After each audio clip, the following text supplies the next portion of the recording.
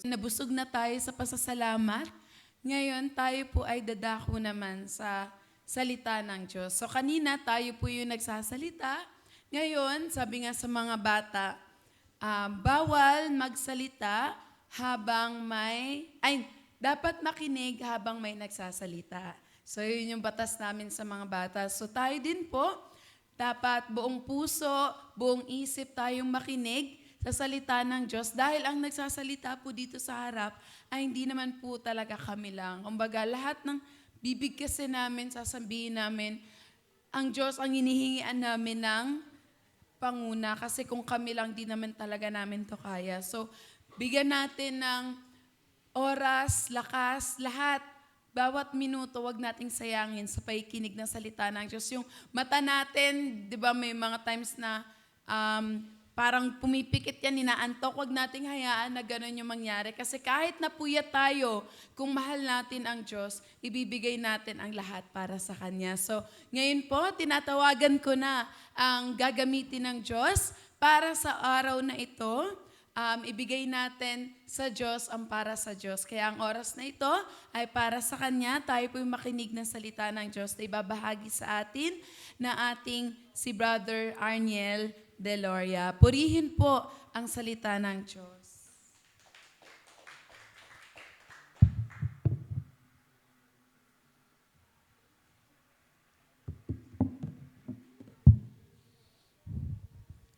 Hallelujah.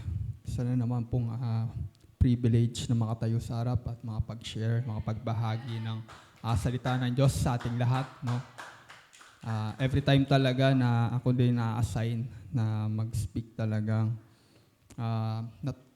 na-bless ako kasi God still using even the mga masasabi kong I'm qualified to speak. I'm not educated for it and ayun. That's why talagang nakaka-bless, nakakatuwa. So, I want to inspire everyone na lahat tayo pwedeng tumayo, pwede tayong mag-speak. Ayan. God could use anyone that is willing and available. Okay? So, yan. So, yung tema pa rin po natin no, ay mababasa sa Amos. So, ito po yung team natin na hindi natin pwedeng sabihin sa iba na meron tayong dalang gunting o nagluluto tayo at may dala tayong kutsilyo.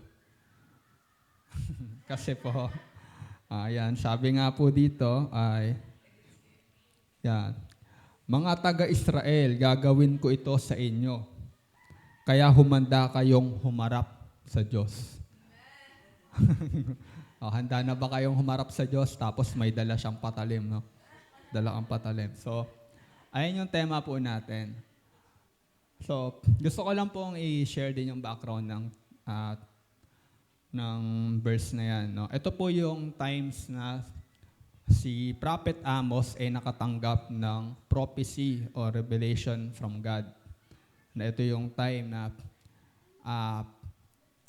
sinasabi ni Lord sa kanya kung ano yung mga gagawin niya. Ito, nakakakilabot itong mga talata na ito na sinabi ni Lord. Na sinabi niya na bubuod ko na lang na maraming mangyayaring kapahamakan sa bayan ninyo. Tapos, ang isa pang sinabi niya doon, pero hindi pa rin kayo nanumbalik sa akin. So, namatay ay inyong mga kalalakihan sa gera, magugutuman kayo, lahat-lahat mararanasan nyo. Pero, hindi pa rin kayo manunumbalik sa akin. So, this verse should be a wake-up call para manumbalik sila kay Lord. Itong mga bagay na mangyayari sa kanila, ay binanggit na ni Lord, pinauna na niyang banggitin. Dahil ang purpose nito ay gusto niyang panumbalikin ang kanyang bayan sa Diyos. So parang nagbanta ng ganito mangyayari sa inyo pag hindi kayo nanumbalik sa akin. At gagawin ko ito. Pero alam natin na ang Diyos, ang purpose ng bagay na yun is para mapanumbalik sila kay Lord. Dahil alam naman natin God is more concerned to their souls more than their life ngayon. So God is willing to hayaan silang magutuman, hayaan silang mapahamak, hayaan silang mamatay if it will humble them or it will lead them to repentance, sa pagsisisi, at sa paghanap sa Kanya. So, kaya yung maraming mga tao na ginajudge si Lord sa Old Testament kasi bakit niya inallowed na yung mga Israelites i-genocide yung bansa na to para lang masakop nila. Diba? Pero hindi pa natin alam yung talagang puso ni Lord o yung talagang motibo ni Lord. Bakit niya yung pinahintulutan? Pero binanggit din niya sa Bible kung ano yung mga kaugalian ng mga bansa na yun na ipinasakop niya kay Lord. They are serving false God that requires human sacrifices. Imagine, they are committing heinous crimes. Diba? Yung sa Sodom at Gomorrah. Diba? Yung mga foreigner doon, nire-rape. Diba? Imaginein mo. God is really galit na galit siya sa mga taong malupit sa mga foreigner. Kaya huwag tayong racist. Kung nakakita tayo ng mga Indiano, ng mga Bombay, respetuhin natin sila, mahalin natin sila. Dahil galit si Lord sa mga ganon, racist. Okay? So, biruin mo, ay ganon sa Sodom at Gomorrah. Hindi lang yan about sa kabaklaan. Hindi lang yan about sa LGBT. About din yan sa kung paano nila tratuhin yung mga foreigners sa lugar nila. Di ba? So, ganon. Then, dako tayo dito sa aking main verse. Yan, ito sa title natin. Ang paghahandang nararapat. Period. Yun lang. So, ang paghahandang nararapat. So, kailangan natin magkaroon ng tamang paghahanda, di ba, para sa exam. Biruin mo, nag-review ka ng ganito, iba pala yung naging topic. Di ba? Tapos, ganun din. So, yan, ang paghahandang nararapat. So, yung verse ko, yan.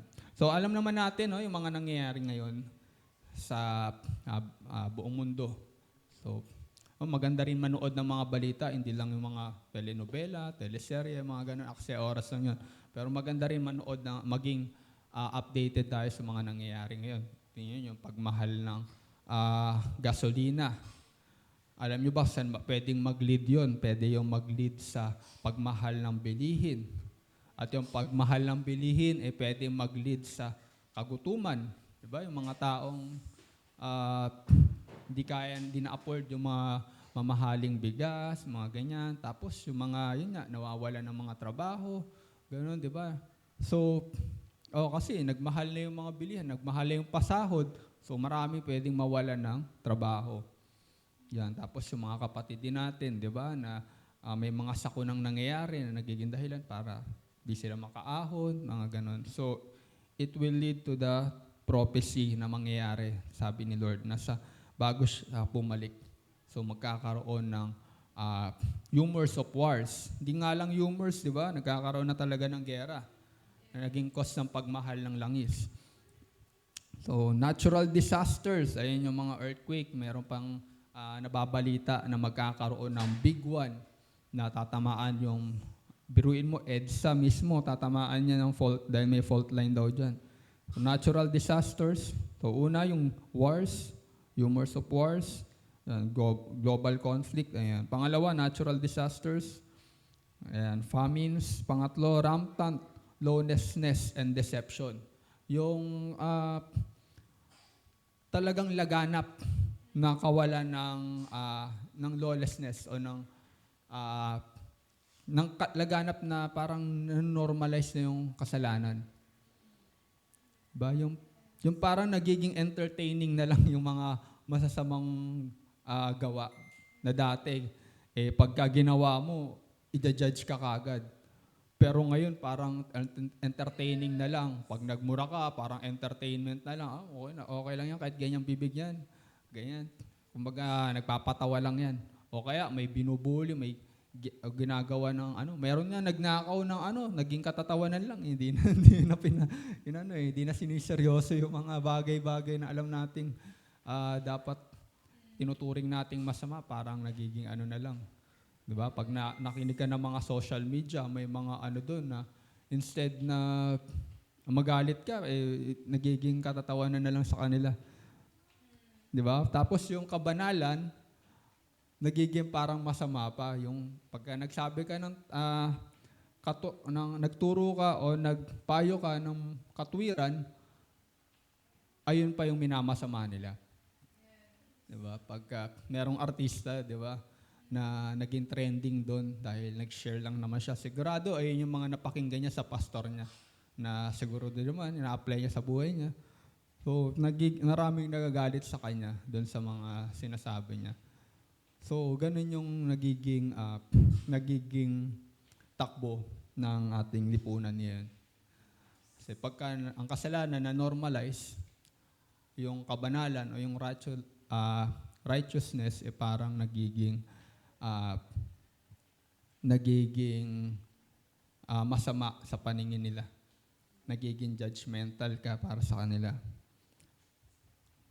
Okay, tapos pang-apat po, rise of false prophets and false Christ. So, meron din ako ngayong nababasa sa social media na meron na yung banal na espiritu daw, nagkatawang tao na. Yan. Yung mga follower dyan ng mga krusado daw sila. So, yung Diyos nila, yung Espiritu Santo nagkatawang tao, tapos namatay noong 2008. Okay sana ako nabuhay, maniniwala ako eh. Kaso nabulok. Namatay, hindi na nabuhay, nabulok. Ang pagkakaalam natin sa banal na espiritu siya na nagbibigay buhay, di ba? Siya yung espiritu na bumuhay kay Jesus. Tapos yung banal na espiritu nila namatay, hindi nabuhay, nagkasakit, hindi man lang na ano yung sarili. Nakakaawa yung banal na espiritu nila. Nag-comment nga ako doon, hindi ko alam kung na-send ko ba. Ewan ko kung dinilit ko na lang. Kasi para talagang nagkaroon ako ng holy anger eh. Kami naman mga to, ang bilis nyo naman mooto, mga talaga bansang Pilipinas. Patawarin tayo ng Diyos. Ang dami niyang follower. Promise, ang dami niyang mga taga-suporta. Tawa nga ako, nag-Ash Wednesday yung mga Katolik. Sila meron din, nag-cross din sila, pero gamit nila pentel pen. Di ba? Nakakatawa sila eh. Talagang parang kengkoy talaga yung pagka nakikita ko, parang gusto ko na lang tawanan ng mga Grabe talaga, sobrang nakakatawa yun. So, pero dito tayo, balik tayo dito. So, yan, naglalaganap na yung mga false, di ba? False Christ, false prophet. So, ayun, kung si Kibuloy, siya daw Son of God, yun naman, siya yung Espiritu ng Diyos, siya yung Espiritu Santo. So baka siya yung Espiritu ni Kibuloy, no? Na nagkatawang tao. Hindi Espiritu ni Jesus. So, hindi Espiritu ng Diyos. So ito naman, restoration of Israel. Yan, isa din to sa mga signs. So, kung update din tayo, nakikita naman natin na yung before, 100 years ago ata yun. Nakalimutan ko na exact na date na talagang nawala na halos yung bansang Israel. Yung di na sila naging nation. 'Di ba? So parang kailan lang, parang lang din na gingganap ulit silang nation. Okay, na ibalik ulit sa kanila yung bansa nila. Pero hindi pa completely kasi yun nga, pinag-aawayan nga nila yung Gaza, 'di ba? Kung tutuusin, part talaga yun ng Israel. Tsaka yung templo ni Solomon, ngayon naging templo ng mga Muslim. Kumbaga, yung susi noon, hawak ng mga Muslim. So, pag-aari, totally, kanila pa yun. Hindi pa talaga sa bansang Israel. So, yan, nagiging sanhi din ng conflict doon. Yan. Pero ito yan ba yung mga signs na yan? Ito ba ayun yung mga signs na malapit na yung pagbabalik ng Panginoon. So imagine, nangyayari na yan, ano kayang dapat natin gawin? Matakot kaya tayo? Kasi alam naman natin, di ba, na yung kasunod niyan, sinabi, uusigin tayo, magkakaroon ng kagutuman, ganyan. Ano ba yung dapat na maging approach natin sa pagharap sa mga ganito? Kung talagang darating na to, siguro dumarating na pero hindi pa talaga lubusan. Imagine pag totally dumating na yung mga signs na yan, talagang yung bigas, isang takal, isang kilo, bibili mo sa isang sahod mo lang. Diba? So, minimum. So, mga nabanggit din yan. So, imagine kung yung Ailindol, sunod-sunod. Diba? Na, ayun na, yung tambakan, di pa lumilindol, gumuho na. Diba? So, imagine na mangyari na talaga yan. Tapos, may mga gera na. Tayo dito, mapalad tayo kasi ang nakikita lang nating barilan, ganyan. Sa ibang lugar, yung nakita ko, condominium, nasa condominium sila, mga missile, nagliliparan sa nila. Diba? Okay lang kung meron nga sa resort ay sa Asur na na residence, din parang kagaya sa amin. So, meron nga lang doon nagbarilan eh. Isang tao lang yun. Sobrang takot na ng mga taga ron, gusto nang umalis. Paano pa kaya yung mga kagaya sa ibang bansa na missile na talaga yung lumilipad sa kanila. So, mapalad pa rin tayo dito. Kahit ganito yung buhay natin. Yan. So, ano yung dapat maging approach? Harapin ba natin ito na may takot? Dahil nalalaman natin, ito na yung mga signs. Pababalik ng Lord. O harapin natin na may pananabik? Yan. Mananabik ba tayo? Wow! Dumarating na yung mga kumbaga yung mga nakasulat sa Bible na unfold na, nare-reveal na, nangyayari na ngayon. Talagang yung ibang tao naniniwala na sa Bible kasi nakikita nila yung mga prophecy nagkakatotoo. Mananabik ka ba na nakikita, wow, sa panahon ko nangyayari to? Mga bagay na to. Diba? So, takot na may halong pananabik. Ganun lang, no? Kasi, paano nga ba ikinumpara? Totoo din naman na dapat, di rin masama na matakot tayo. Kasi, di ba, normal sa atin yun. Pero yung takot na may pananabik.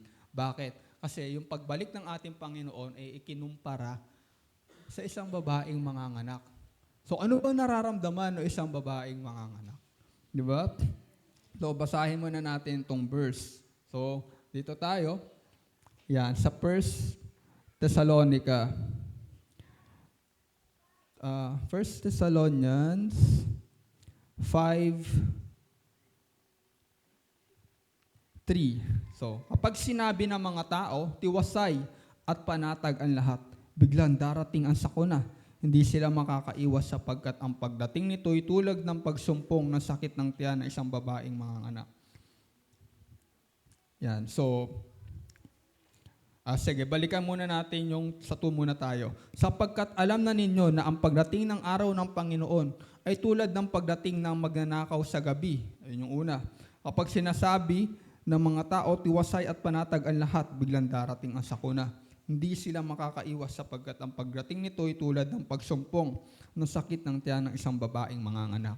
So, siyempre po, as a father, meron na rin akong anak. At nakita ko rin po yung experience ng asawa ko.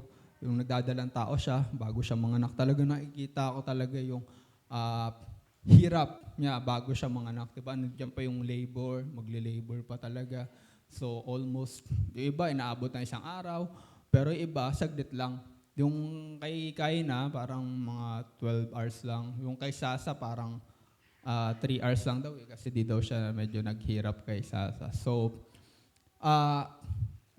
tama ba? O, parang ganon. So, ang napansin ko lang doon, yung kay Kain, hindi rin naman siya gano'n nahirapan pala. Kasi yung bago yun, bago siya manganak, talagang tagtag siya. Kumbaga, naglalakad kami, naglalakad kami madalas yung mga time na yun. Tapos, ayun yung namin. So, hindi siya gano'n nahirapan. Tapos, nandun yung takot at halong pananabik kasi inisip mo, baka hindi maganda yung maging delivery, di ba? Baka magkaroon ng problema, baka wrong timing yung paglabas, baka pag tapos ilalabas na, tapos walang ospital na tatanggap, yung mga ganon, lalo pag hindi kayo prepared. Talagang kakabahan. Pero kung prepared kayo, panatag yung kalooban nyo, di ba? Pero yung time na yun, masabi kong hindi kami ganun ka-prepared. So, una-una, dun sa ospital namin sa ISAB na pinuntahan, na-reject siya. Tapos pumunta kami dun sa labor. Buti na, sa labor, muntikan pa siyang ma-reject dahil gusto nila yung talagang manganganak na. Kailangan di na yung tipong talagang minuto na lang manganganak na. So, buti na lang yung time na yun, minuto na lang nanganak siya. So, okay, hindi na siya pinalabas. Kasi kung nag-antay pa sila doon, pauwi na naman yun. So, yun yung hirap, no? Pero, kalakip nun, mayroong pananabik dahil makikita mo na yung tao o yung bata na 9 na buwan mong dinadala. Di ba? Makikita mo na, wow, parang yung hirap. Yan, kagaya rin ni Sister Sabel, di ba? Yung mga experience, yung mga nanay dyan. So, yung hirap na naranasan nyo, parang hindi maikukumpara doon sa galak na nararanasan nyo nung mahawakan nyo na yung sanggol. Diba? Parang sabi nga dito, nakakalimutan ng ina yung hirap minsan ng pagdadala ng 9 na buwan tsaka yung panganak. Oras na makita nila yung pagluwal ng sanggol na healthy, malakas, diba? Walang sakit, ma-cute, diba? So talagang napapawi yung lahat ng hirap, nakita na nila. So ganun ikinumpara yung pagdating ng ating Panginoon.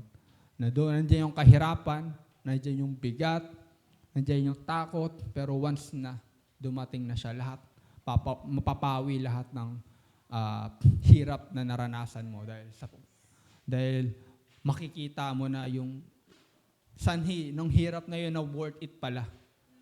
Diba? Nailuwal mo na, nakita mo na yung taong kinasasabikan mo, which is ang ating Panginoon. Kita mo na siya ng harapan. So panatilihin lang natin yung ating, alagaan lang natin yung nasa ating sinapupunan, which is yung salita ni Lord. Which is yung ating pananampalataya. Kahit mahirap hawakan yan, di ba? Pagkabuntis ka, mabigat, pakiramdam, ganyan. So ganun nararanasan ng mga taong tinanggap ang ating Panginoon. Para tayo nagdadalang tao, para tayo may dinadala. Pero yung bagay na yan ay yung ating magiging kagalakan sa huli pag nailabas na natin. Once na mag-manifest na ang Panginoong Jesus, worth it ang lahat. So, kagaya ng ganon. So, yung paghahanda na sinabi pagka sa mga anak, ayan. So, meron ako na-record na 6 na research ko lang naman to sa Google kung ano yung mga paghahanda. Sabi dito, may prenatal check-ups. So, pagka buntis ka, mga anak ka na, at may prenatal check-up. So, ganun din. Dapat sinicheck natin yung ating faith. No? Kung nasa faith pa ba tayo o wala na. So, proper nutrition. So, kailangan meron tayong proper na nutrition daw. At tayong mga anak. Diba? Kasi para maging healthy, kung anong kinakain natin, yung din kinakain ng baby. So, yan. Ang nutrition natin is yung Word of God. Yung devotion natin sa salita ni Lord. Ayun yung ating pinaka-nutrisyon. Safe exercise. So, yung exercise na yun, ito yung ina-apply natin kung ano yung napapakinggan natin sa salita ni Lord. Tinatry natin, susubukan natin i-apply sa mga buhay natin. Ginagawa natin kahit mahirap mahalin ng kaaway, mahirap magtimpe ng galit, mahirap hindi magsalita kapag di ba? Mahirap yun. Pero i-apply natin dahil yun yung gawin natin, doon natin na-exercise yung faith natin. Ba, yung hindi magreklamo sa mga nangyayaring kagutuman, kahirapan, hindi ka nagrereklamo, exercise yan. In-exercise mo yung faith mo. Yeah.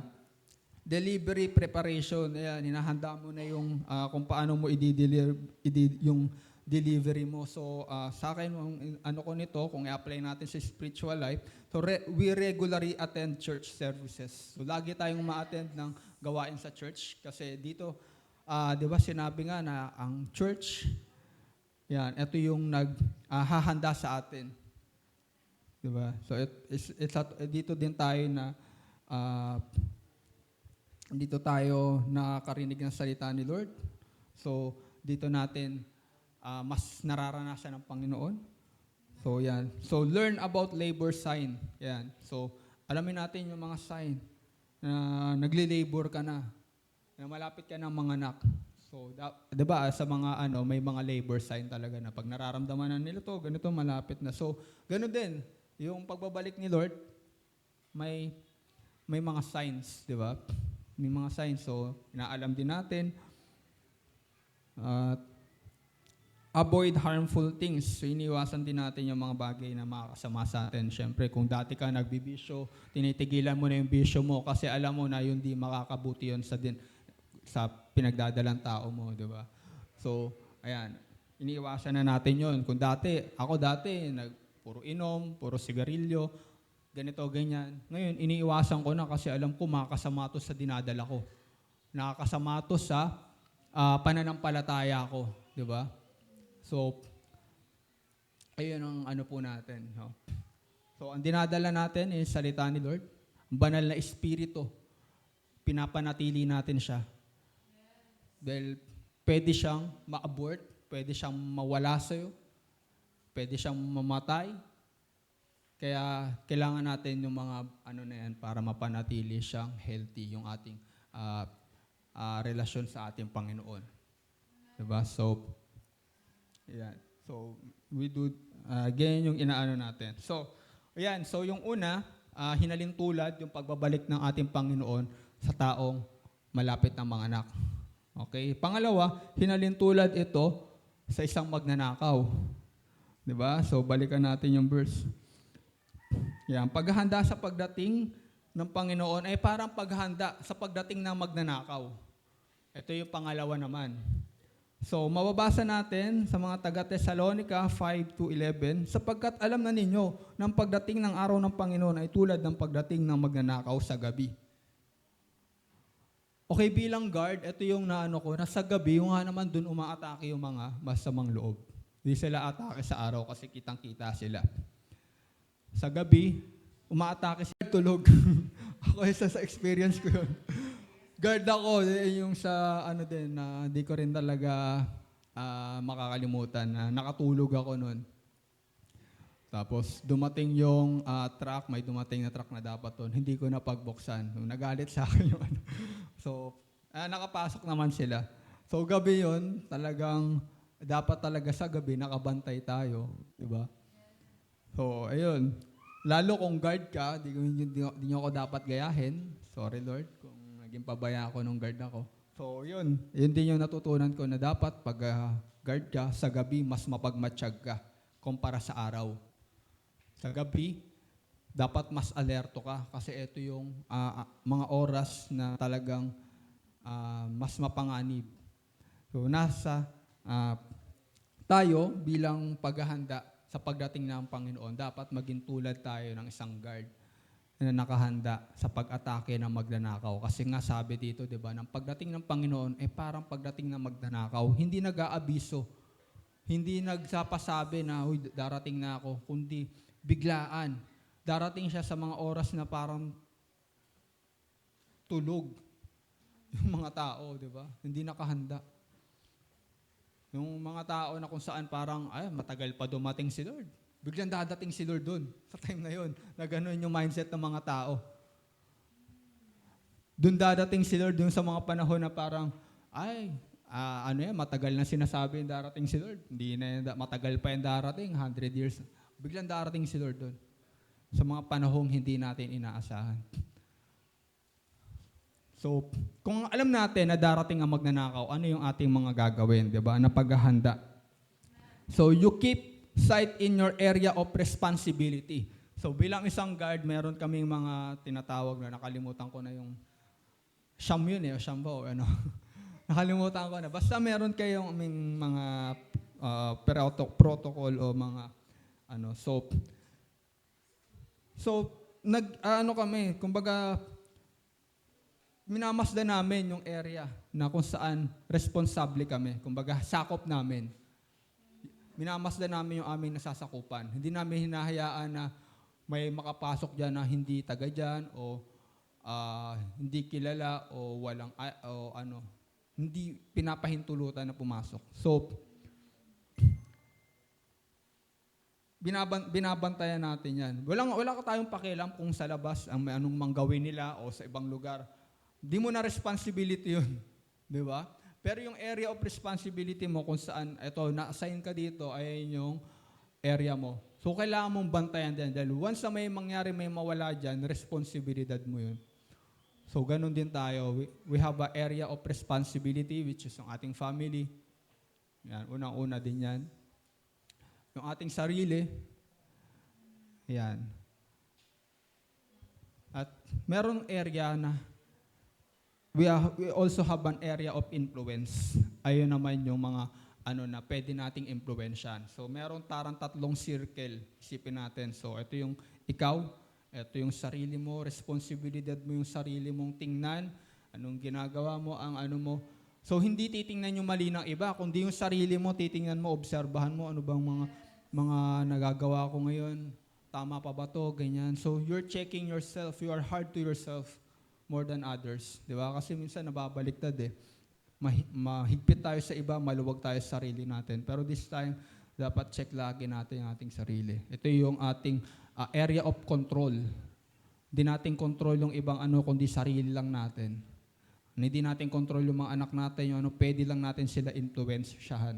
So, ayun yung pangalawang circle. So, yung area of influence. Influensya natin yung family natin, yung mga mahal natin sa buhay. Yan yung pangalawa. So, yung pangatlo, ayun yung area na pwede nating ipanalangin. Ipanalangin lang at hayaan si Lord kumilos dyan. So, wag natin masyadong yung sarili natin. Gusto ko itong mabago, maging ganyan. Baguhin mo muna yung sarili mo bago mo baguhin yung area na yan. Kumbaga yung area na yan, si Lord na pagkatawala mo yan, it is beyond your control. Hindi mo na control yung area na yan. Focus ka sa area mo, which is yung character mo, which is yung response mo, which is yung heart mo, which is yung mind mo. So, yun yung area na dapat mong pagtuunan din at meron kang area na dapat bantayan o impluwensyahan. Ito yung ating pamilya, ito yung ating So, you keep sight of your area of responsibility. Pangalawa, you prepare to attack the intruders with your weapons. So, pagka meron talagang nangyari na may pumasok sa area mo na yan, na hindi kilala, tapos may banta na pwedeng makagawa ng masama. So, nandun ka para handa kang umatake. Diba? So, pag may nakikita ka, parang may mga mali sa ganitong parang may problema si sister, o parang may nangyayaring ganito sa tao na to na parang may ginagawa siyang labag sa kalooban ni Lord. O pwede nating atakihin sa pamagitan ng panalangin yan. Di ba? Pwede natin atakihin, pwede din natin pagsabihan, i-rebuke, yung mga tamang pag-atake naman. So, kung gagamitan natin, kung isa lang bagay lang din na natutunan ko, maganda rin talaga na may kinokorek natin yung ibang tao, pero napakahalaga din kung paano natin sila kinokorek. Kasi pwedeng tama din talaga yung word natin, pero yung tono natin, yung approach natin, medyo mali. Pwedeng tama yung intention natin, pero mali yung natin. So, mas maganda na i-build natin yung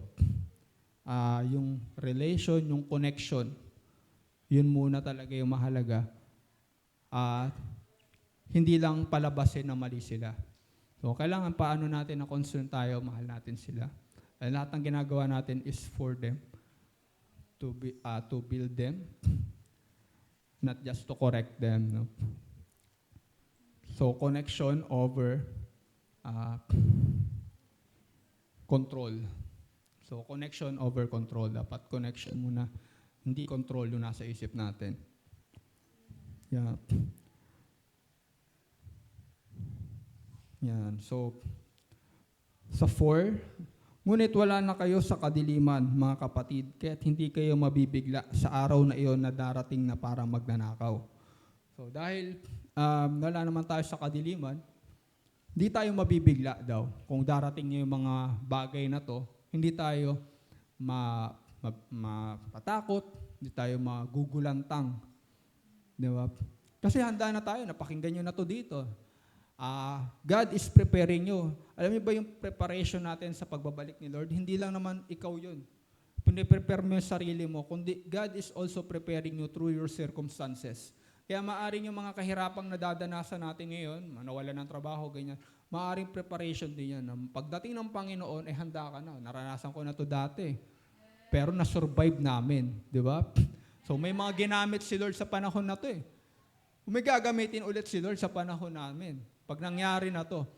Ay, yung blessing ni Lord, madalas pinapadaan naman niya talaga through mediator. Eh. May tao talaga siyang ginagamit minsan. Kaya mapalad ka kung ikaw yung ginagamit ni Lord sa mga panahon na yan. Balang araw sila naman gagamitin sa ibang tao naman. Huwag mo na isipin na, huwag mo na ipag-pray na, Lord, sana itong mga taong binless ko, i-bless din ako. Huwag yun.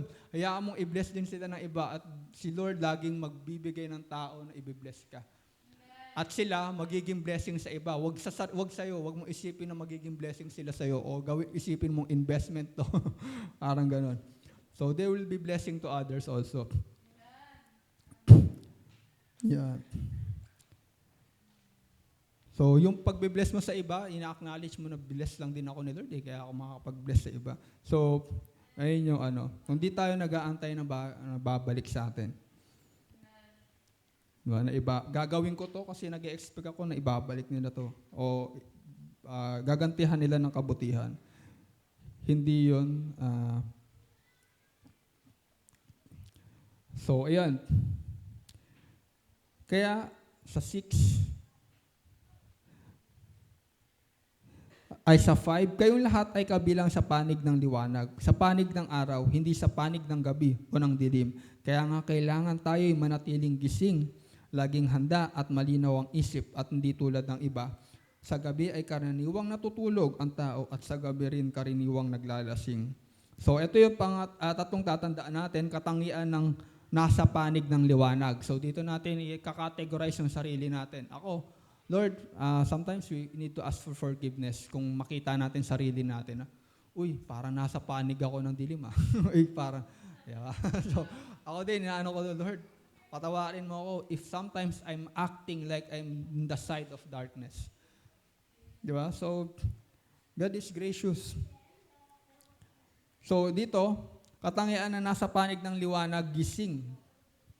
So, gising ka. Aware ka sa mga nangyayari sa paligid mo. Mulat ka. Kumbaga, mulat ka sa kung ano yung tama. Ano yung katotohanan, alam mo yun. Hindi ka madadaya ng mga ng sino man lalapit sa'yo. No, okay lang yan. Normal lang yan. O ganit sa mga sabi-sabi, di ba? Mga pamahiin o kung ano man. Gising ka, alam mo yung katotohanan. Hindi ka nadadala sa napatangay lang sa agos o wala kang kamalay-malay. So, laging handa. Ayan. So, lagi kang handa kung ano mang mangyari. Hindi ka na gugulantang, hindi ka nagre-reklamo. Kumbaga, prepared ka sa mga bagay na yun. So, isa sa mga bagay, isa sa pinaka-evidence ng faith, na mayroon kang faith, kapag ka-prepare ka. Ano man nangyayari. That's one of the greatest evidence that you have faith. Na prepared ka, nangyari to, prepared ako. O nagloko yung ano ko, prepared ako dyan. Nagloko yung asawa ko, o yung anak ko, naging addict, handa ako dyan. Iaano ko yung anak ko na yan. So may mga nangyari, hindi ka na, gusto ko nang mamatay. Minsan ganun tayo. Bakit ganito, Lord? Parang puro paghihirap na lang. Yung sumunod lang naman ako sa iyo, parang puro paghihirap na lang naranasan ko. So, sinisi mo pa si Lord sa mga bagay na yun. So, hindi, prepared ka. Naranasan ko, mo to? Hindi, alam ko na purpose nito, ba't to nangyari? Hindi lang naman to. Agaya nga ng sabi dito sa 1 Corinthians 10:13, ang ganda nito. Wala pang pagsubok na dumating sa inyo na hindi nararanasan ng lahat ng tao. So masabi mo, naranasan din to ni Hosea, naranasan din naman to ni David, naranasan din naman to ni ganito, ganyan. So hindi lang ako nakakaranas nito. So kung nararanasan ko to, ibig sabihin, wow, pinili ako ni Lord. Yung buhay ko nasa Biblia, di ba? Wow, so dapat yan, ikatuwa natin yun. Hindi na tayo magrereklamo. Imagine mo, di ba? Nung panahon nila David, ngayon nababasa natin yung mga nila. Yung panahon ng Old Testament, yung mga panahon ni Joseph, na si Joseph, grabe din yung pinagdaanan niya. Na ngayon nababasa na lang natin. At natutuwa tayo, di ba? Halos lahat ng greatest prophet o greatest people sa Bible na hinahangaan natin, ano ba yung buhay nila? Maganda ba? Hindi, hinangaan natin sila dahil yung buhay nila mahirap, pero napagtagumpayan nila. So sa langit, ang glory doon, yung titingnan, grabe yung hirap ng pinagdaanan ng taong to, pero nagtagumpay siya sa Panginoon. Hindi siya sumuko, hindi siya nabigo. Imaginein mo kung yung isang tao, ganda ng buhay niya, pag nasa langit yan, hindi ka papansinin doon pag maganda buhay mo. Maganda buhay niyan, kaya nakasunod kay Lord. Pero eto, tinitingnan, grabe itong tao na to. Kaya kay Paul, di ba? Pagkadating ko doon sa langit, si Paul kaagad pupuntang, grabe ka Paul, grabe yung mga napagdaanan mo sa Panginoon, di ba? Grabe ko talaga yung hindi dahil sa'yo, hindi nakarating yung Biblia sa amin o ano man. So yun yung glory sa langit. Yung hirap na pinagdaanan mo sa lupa, yun yung glory sa langit. Kaya si Jesus, di ba, siya yung pinaka-glorious na tao sa langit kasi siya yung may pinakamatinding pinagdaanan. Dahil biruin mo, kahit wala siya nagawang kasalanan, ganun kahirap yung mga naranasan niya for the sake of truth, for the sake of righteousness. Naranasan niya yun. So walang glory kung magdusa tayo dahil sa mga kasalanan natin Pero okay na rin yun. Discipline na lang din yun. Pero yung nagdusa ka dahil sa pagsunod mo sa kalooban ni Lord, wow, palakpakan ng mga anghel sa'yo. Natutuwa ang kalangitan pag nagdurusa ka dahil sa pagsunod mo sa Panginoon. Dahil pagdating sa langit, glory yun. Glory yung kahirapan na Kaya yung mga sinasabi dito, yung mga dadanasin natin, huwag tayong matakot doon. Kasi kagaya nga sabi dito, alam ni Lord yung capacity mo, alam ni Lord na pagka kinuha niya yung anak mo, hindi mo nakakayanin. Ba't niya ibibigay yung ganong pagsubok sa'yo, di ba? Alam niya, i-deny mo siya pagka ninelkatirin ka. Kaya gigilitan ka ng dahan-dahan matatakot. Alam ni Lord na di niya ibibigay yun, di niya papahintulutan yung papagsubok na yun. Nabasa kong pwedeng daanin natin, ipupugutan tayo ng ulo. Alam mo ba? Para sa akin, blessing yun. Mabilis na kamatayan yun Di ba? Blessing yun. O babariling ka, blessing yun. For me, mas gusto ko pang mamatay ng gano'n kaysa mamatay sa cancer. Naghihirap ka ng ilang taon, dala-dala mo yun. Blessing yun. Kung bigla may lumapit na, bigla tayong pagbabarilin sa ulo, blessing yun. Kasi napakabilis na pagkamatay yun. Sa kanila, yung kamatayan nila, buong buhay sa impyerno, sinusunog sila ng buhay. So, ikumpara mo yun sa isang saglit, isang segundo na kamatayan na bariling ka sa ulo. Diba? Makita mo yung mahal mo sa buhay, binaril sa ulo. Blessing yun. Meron yung minsan bago ka pa, nawalan ka na ng malay. Diba? Bago ka pa, nawalan ka na ng malay. May mga ganong testimony nga na So, blessing yung mamatay para sa Panginoon. Diba? Kaya doon nabasa ko, ano bang mga haharapin natin? Pagpugot sa ulo. Uy, mabilis yun Hindi yan naman pala tutorturin na nenelkatin ka hanggang mamatay, babaratan ka ng buhay. Doon may mga naranasan yun. Pero sigurado yung mga taong nakaranas doon, kaya nila.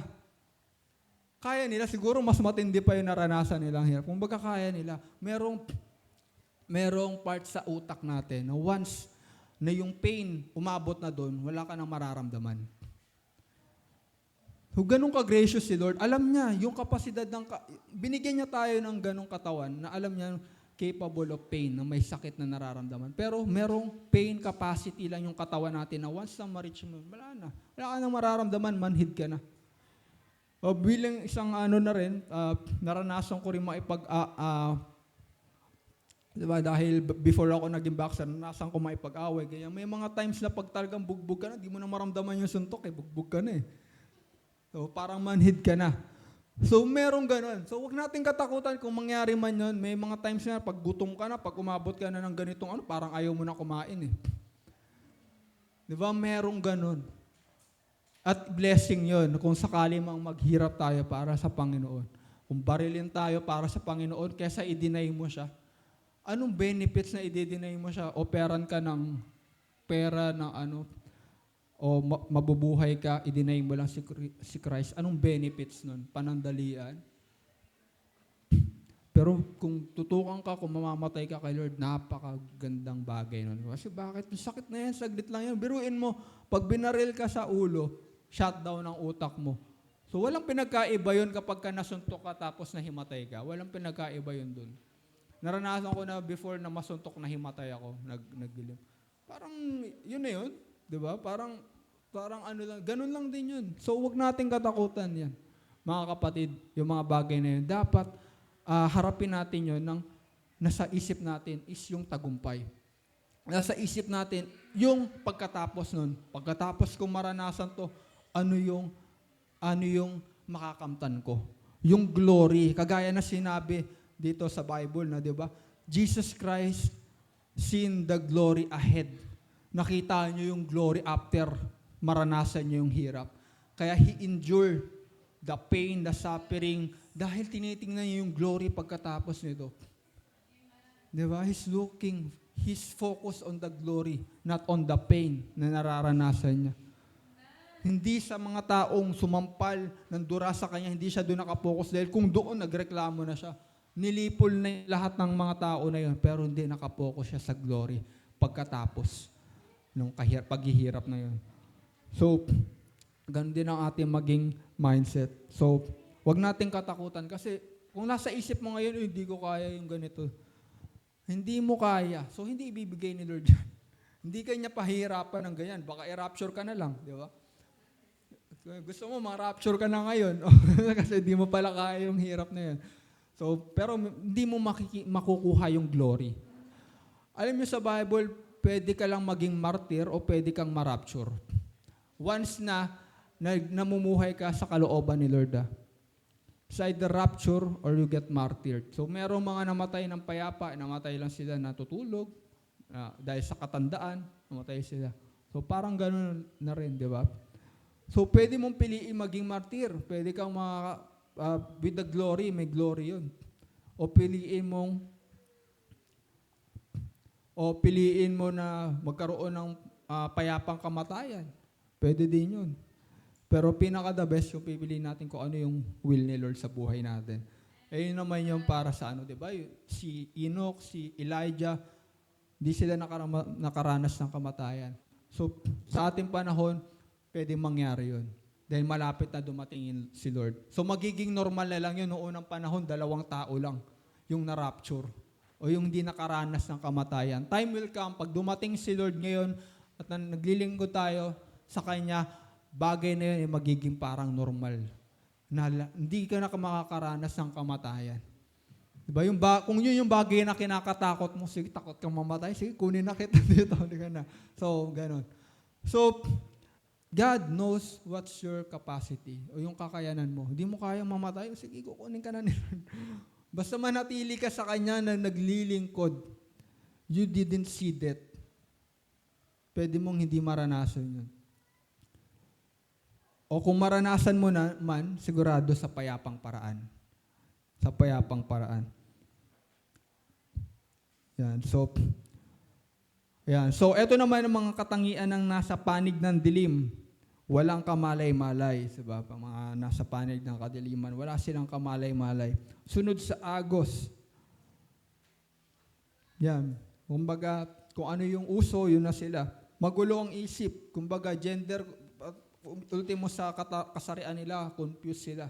Magulo. Di nila alam, ano ba ako? L or G or B or T or Q or plus or minus. Ano ba talaga ako? Di nila alam, di ba? Magulong pag-iisip nila. Di nila matanggap na meron lang 2. Tapos kailangan lang nilang gawin para matuklasan kung sino sila. Punta lang sila sa CR. Check nila. Punta lang sila sa CR. Di ba? Pahirapan pa nila sarili nila, magsaliman sila. Wala sa tamang katinoan. So, yun. Ayun yung mga katangian ng nasa panig ng dilim. So, yan. Tayo po yung nasa panig ng liwanag. Di ba po? Napakaganda ng araw ngayon. Itong araw ng Panginoon. Napakaganda lang din before nung bata ako. Gustong-gusto ko talaga pagka summer o pag mainit. Di ko alam, kahit wala akong pakialam. Ayoko talaga ng tag-ulan tsaka minsan paggabi. Gusto ko talaga kasi ang sarap maglaro. Parang ang safe mo, di ba? Kasi makikita ka ng tapos ramdam mo yung sikat ng araw, parang nakaka-enjoy, nakakalakas. So, lahat ng tao na nasa panig ng liwanag, hindi gumagawa ng mga bagay na alam nila na it will expose, may expose. So, ano mang bagay na ginagawa nila, gusto nilang ma-expose. Diba? So, lahat ng bagay na ginagawa mo, lihim, yung mga bagay na mabuti dahil gusto mong ma-expose yun. Hindi ka gagawa ng mga bagay na masasama na alam mo, hindi mo gustong i-expose. Ayun yung difference din ng mga tao nasa dilim. May mga bagay ka na ginagawa na ayoko ma-expose. Takot ka na kapag ka may isang tao na kaalam niyan, maano ka, ma-disappoint ka, matatakot ka. So may mga bagay ka ba na kinakatakutan ngayon na paano kaya pag na-expose tong bagay na to? Ano kaya ang gagawin ko? I-defend ko ba? O anuhin ko ba? O ako na mismo mag-expose sa sarili ko para wala nang maging ano si Satan sa akin. Diba? Kung ganun ang nasa mindset natin, good luck kapatid, nasa panig ka ng liwanag. Ano mang ginagawa mo ngayon na sa tingin mo masama, ine-expose mo, sinishare mo, sinasabi mo, ito pala, nagawa ko, hiningi mo ng tawad kay Lord. So good luck, nasa panib ka ng liwanag. Pero kung may mga bagay ka na ginagawa na ayaw mong isuko, ayaw mong sabihin, gusto mong ilihim, ayaw mong may makaalab, then hindi mo handang i-share, so nasa panig ka ng dilim. At soon, yung bagay na yan is ma-expose din. Wala tayong maililihim. Diba? So it's either pumili ka ng side. Kung gusto mong mailihim yan, then choose the other side. Walang the middle. Walang nasa gitna. So patawarin tayo ni Lord sa lahat ng ating mga kasalanan at si Lord ay gusto tayong liwanagan. Dahil lahat, pag once na naliwanagan ka ni Lord, hindi mo nagugustuhin yung dilim. So yun lang mga kapatid, tayo po ay manalangin. Napakabuti ng Diyos. Tayo damhin yung kanyang kabutihan. At nawa na sa mga oras na ito, ihanda niya tayo sa kung ano man yung pwede nating harapin sa buhay na to. Hindi natin pwedeng hilingin, Lord, pwede ba na huwag ko na itong maranasan? Kundi hilingin natin na, Lord, bigyan mo ako ng lakas na maranasan ko man to, makakaya ko. Ako po isang privilege na lang din na maging isang trainer dahil dito ko rin naiintindihan na bilang isang mabuting trainer kung ano man, hindi mo bibigyan ng mahirap na gawin o workout yung kliyente mo. So una, aalamin mo yung kakayanan niya. Bibigyan mo siya ng magbigat na bubuhatin. Hanggang sa nakikita mo, kaya mo na. So, lagyan pa natin ng konting pabigat. Hanggang sa, kaya mo na, dagdagan pa natin yan. Pero ang purpose ng trainer na yon hindi para pahirapan ka, kundi para palakasin ka. Develop yung spiritual muscle mo. I-develop yung tiwala mo sa sarili mo. Na kaya mo yan buhatin yung ganyang kabigat na. Diba? At develop yung kalusugan mo. Maganda mong kalusugan. So, wag nating katakutan kung ano man yung ibigay na kagamitan ng Diyos na kailangan natin pasanin. Ito yung mga circumstances natin na mahirap, pasanin lang natin yan dahil naniniwala si Lord na kaya mo yan pasanin. Kaya mo yan buhatin. Magtiwala ka sa kakayanan na binigay sa'yo ni Lord. Di niya bibigay yan, hindi niya alam na di mo kaya. Ating Diyos ay isang mabuting pastol, mabuting Diyos. Hindi niya ibibigay isang bagay na alam niyang hindi mo kaya pasanin. Hindi mo kayang buhatin. Mas kilala ka niya kaysa sa iyong magulang. Mas kilala ka niya kaysa sa iyong mga pastor, sa iyong mga leader, sa iyong mga kapatid.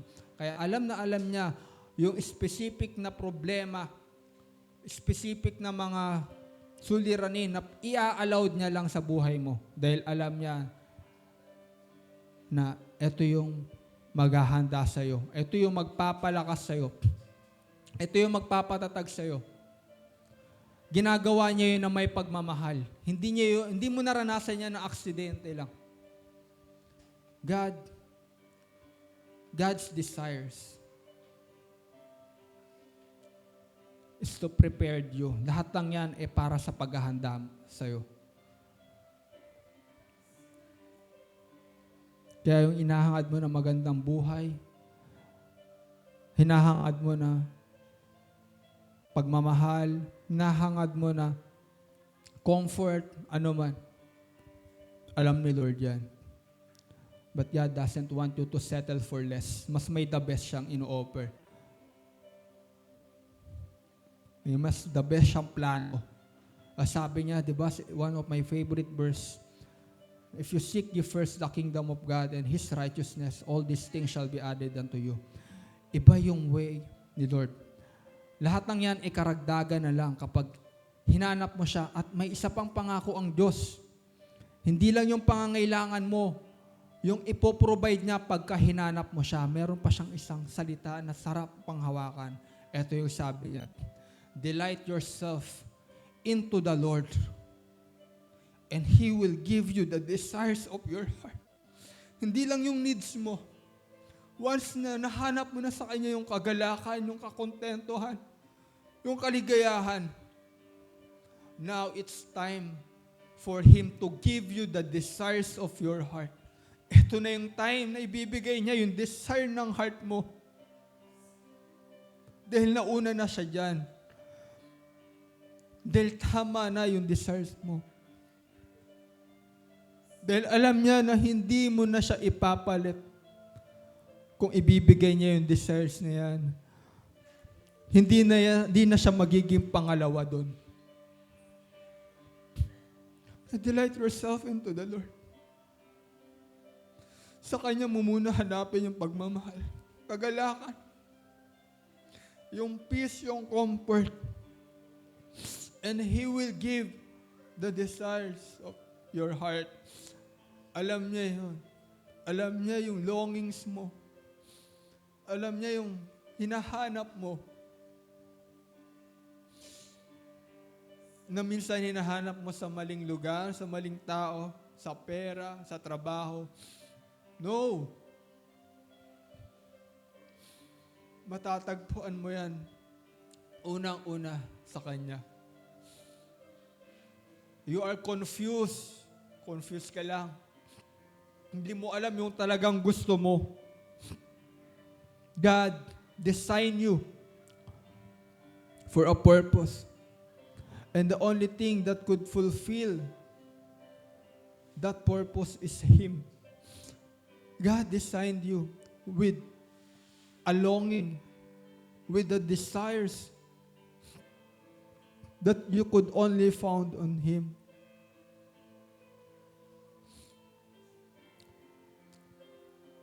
Once na natagpuan mo na yun, masabi mo ang lahat ng bagay ay walang halaga. Sa wakas, natagpuan mo na yung pinakamahalaga. God is also named the Most High God.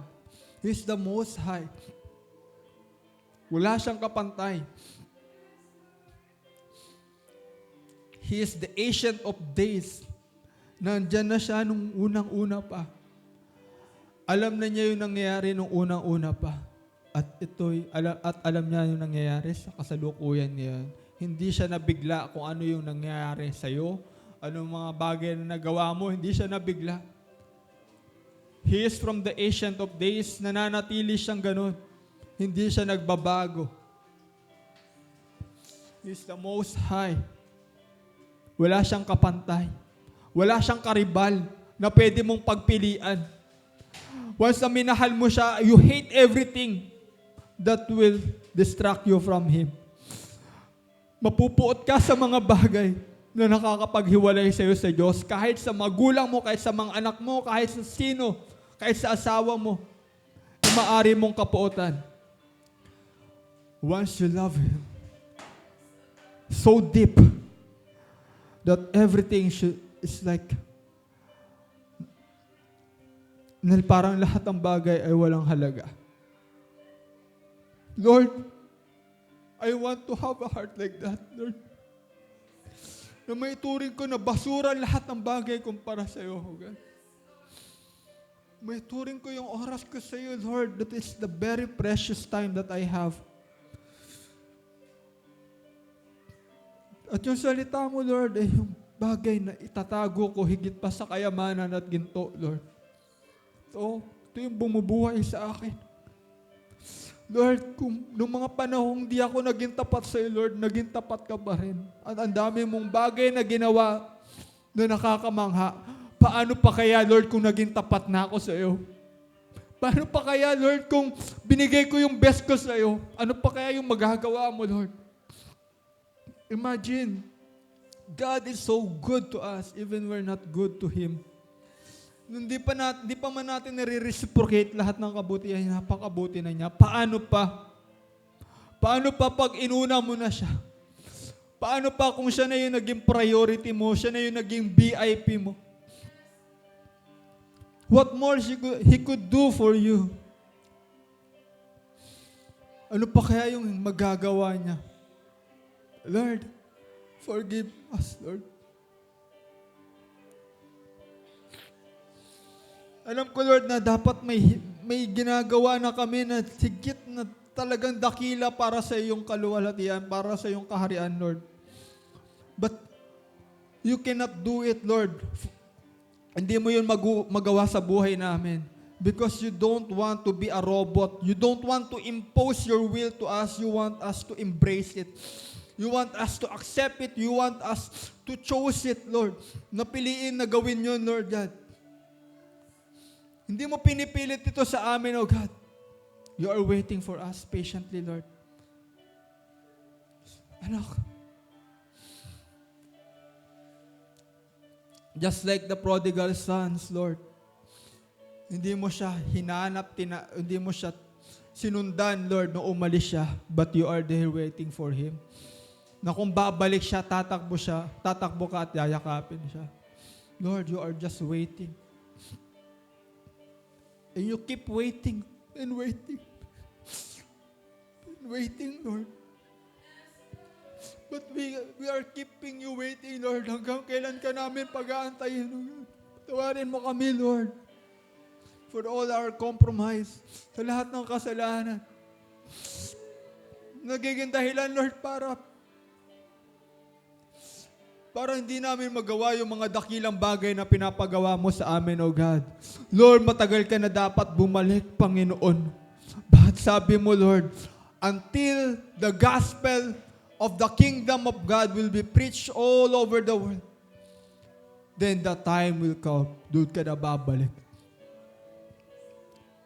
But because we are here, Lord, we are so focused on our needs, on our wants, Lord, hindi namin nagagawa yun, God.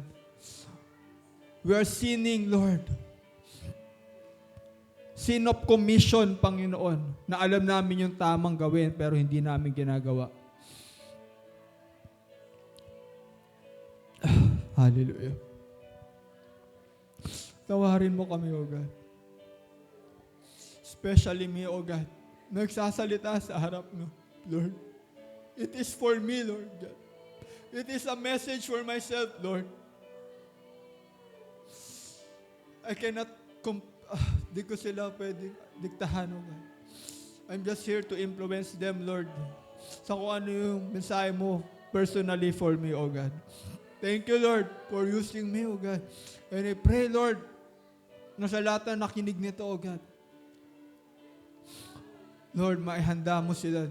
Malaman nila yung purpose nung bakit nila nararanasan kung anumang nararanasan nila, O God. They will know the purpose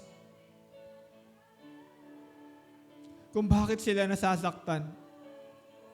Kung bakit nawala sa kanila yung mga bagay na kanilang iniingatan. Kung bakit nararanasan nila yung mga kahirapan, kagutuman. Lord, it is just preparation, O God, at hindi matutumbasan yung kaluwalhatian na nag-aantay pagkatapos nito. The Lord, the glory of heaven,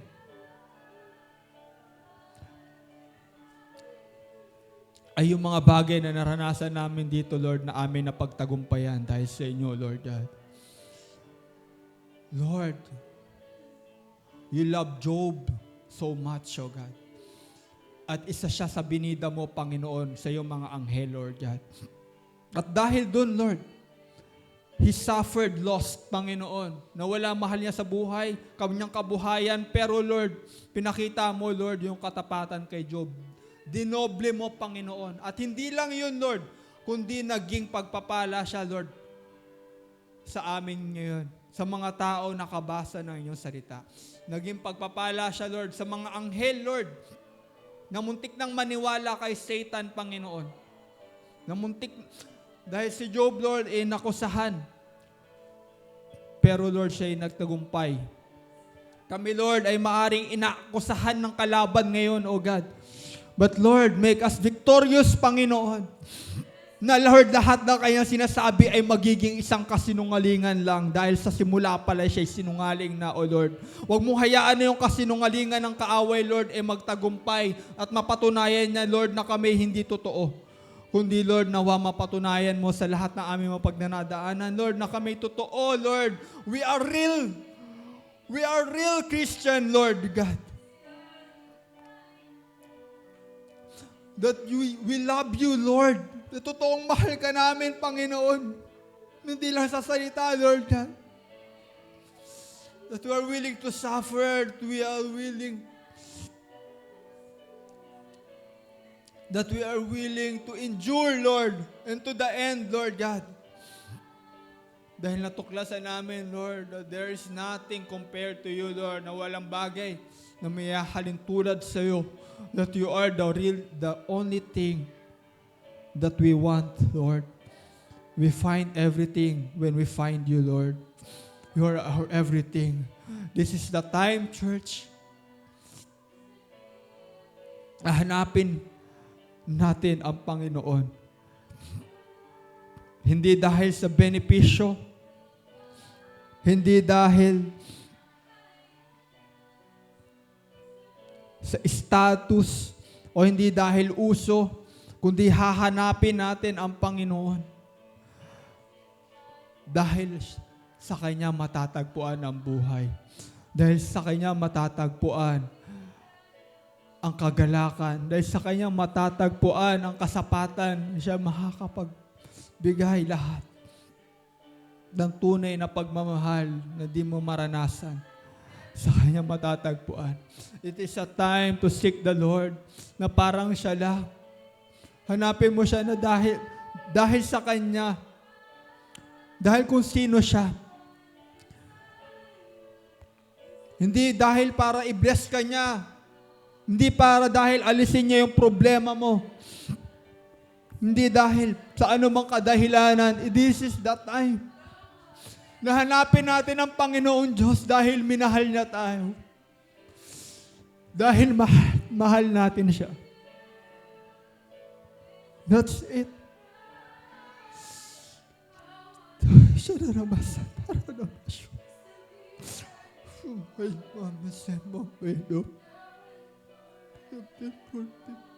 I'm not worthy. We're not worthy. Why, Lord? Why? Oh God. Bakit mo kami minahal ng ganito, Lord? Anong meron kami minahal mo kami ng ganito, oh God? Anong meron sa amin, Lord, na pinili mo kami? Anong meron sa amin, oh God? Nananatili kang tapat, Lord. Matagal mo na kami dapat inalikuran, oh God. Pero bakit, Lord? Ba't patuloy mo kami hinahawakan? Ba't patuloy kang nasa tabi namin, Lord? Ba't patuloy mo inuunawa kami, O God? Pwede mo na ba't kaming iwan na lang? Ilang ka namin, Lord, ginawang options, Lord. Pangalawa, pero bakit, Lord, lagi mo kami inuuna? O God? Anong pinagkaiba namin sa hayop, Lord? Anong pinagkaiba namin sa hayop, O God? Wala kami pinagkaiba, O God. Patawarin po kami, Lord. Bakit po? Bakit ka kailangan mamatay para sa amin, O God? Pwede naman namin danasin na lang yung mga hirap na dapat namin danasin dahil deserve naman namin, Lord. Deserve namin parusahan, deserve namin malayo sa inyo, God.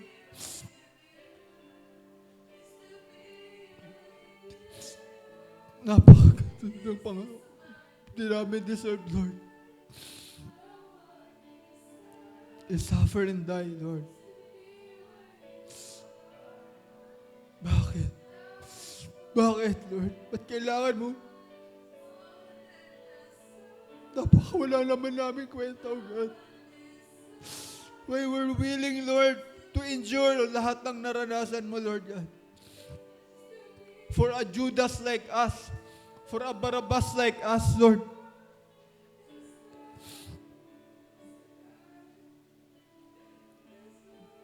Ba't kailangan namin maranasan ang lahat ng mong kailangan maranasan lahat ng yun, Lord, para sa amin. It is just a proof, Lord, how precious we are to you, Lord. Na hindi lang kami sinilang sa mundong ito ng aming mga magulang, Lord, kundi nung nasa sinapupunan pa lang kami, O God, hinubog mo na kami at meron ka na nakanatanim na plano sa buhay namin, Lord God. And your plan is to prosper us, give us a good future, Lord. That we will just discover, Lord, if we have faith on you, Lord God, and not on ourselves. Kundi ko, madidiscover lang namin yun, Lord, kapag nanalig kami sa inyo. Sa mga oras na ito, Lord God, basuran lahat ng bagay kumpara sa iyo, Lord. Ikaw lamang, Panginoon, yung dakila sa lahat.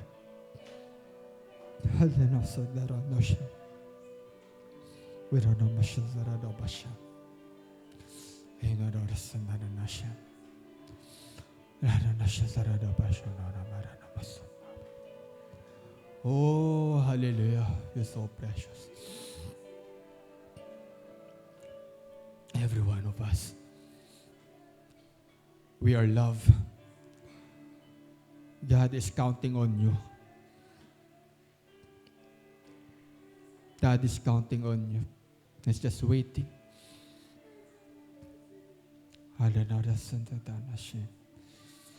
God is on control. God is still in control. Walang nangyayari sa buhay mo na kanyang ikabibigla. Everything is a planned. Everything is a setup. Walang nangyayari sa atin na aksidente. Everything are written in the book of life. Your name are written in the book of life. Pinili ka na niya. Bago mo siya pinili. God loves you. Alam niya na magkakasala ka. Alam niya mga kahinaan mo. And if God expose you, and if God discipline you, just love Him. Mahalin mo pa rin siya. He's doing that for your benefits, for your glory.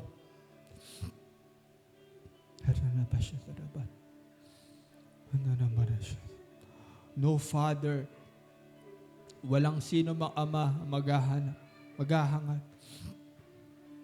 ng masama sa kanyang mga anak.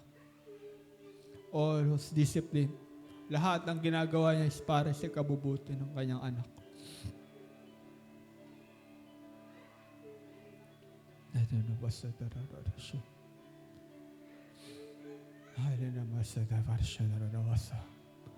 And this is the proof that God loves us. That He will not let you happy in sin. Hindi niya hinayaan na maging masaya ka sa kasalanan. Hindi niya hinayaan na maging kampante ka sa anong mayroon ka. God is calling you into Himself that you could discover your potential. Ma-discover mo kung ano pa yung bagay na hinanda niya. At kung makokontento ka sa bagay na yun, hindi mo madidiscover. Napakaganda niyang plano. God is calling you deeper. Ito yung time para matuto kang lumangoy. Ito yung time para matuto kang magtiwala. Hindi sa iyong mga paa. Hindi sa iyong kakayanan, hindi sa iyong karunungan. It is a time that you learn to trust on the water. It's a time that you learn to trust to His Spirit. Because His Spirit is power. His Spirit is authority. Din ito about sa posisyon, kundi ito about sa kung gaano ka kalapit sa Kanya. Your greatest achievements in this life is how close you are to Him. How intimate you are to Christ. Kung gaano ka kalapit sa Kanya, pilitin mo pang lumapit. God is like a consuming fire. Mararamdaman mo yung init na para kang dinadarang sa apoy. Mararamdaman mo yung bigat ng Kanyang presensya pero lumapit ka lang.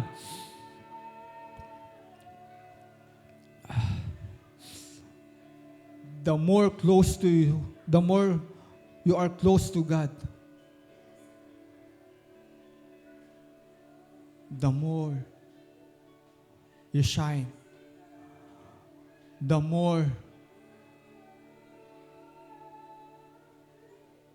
you become pure. The more you become on fire.